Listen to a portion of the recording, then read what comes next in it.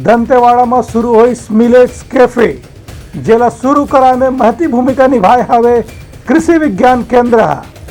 Jail देखो हमार खास रिपोर्ट। राज्य सरकार है कोदो, कुटकी, रागी जैसे मोटा अनाज ला लगातार प्रोत्साहित करे के प्रयास करत है।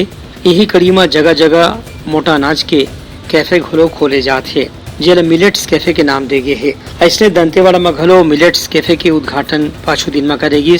जगदलपुर के विधायक रेखचंद जैन है ये मिलेट्स कैफे ला एक अच्छा शुरुआत बतावत की हिन की एखर ले कोदो, कुटकी, रागी के खेती ला बस्तर में बढ़ावा मिली।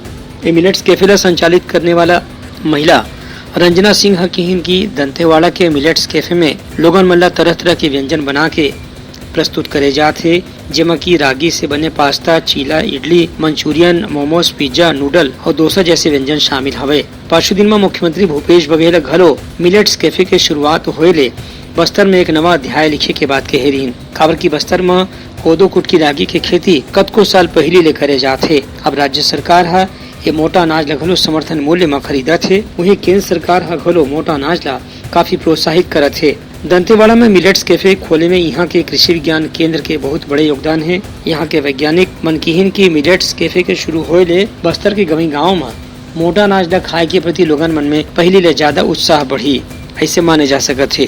Bureau report, Uttalanka news.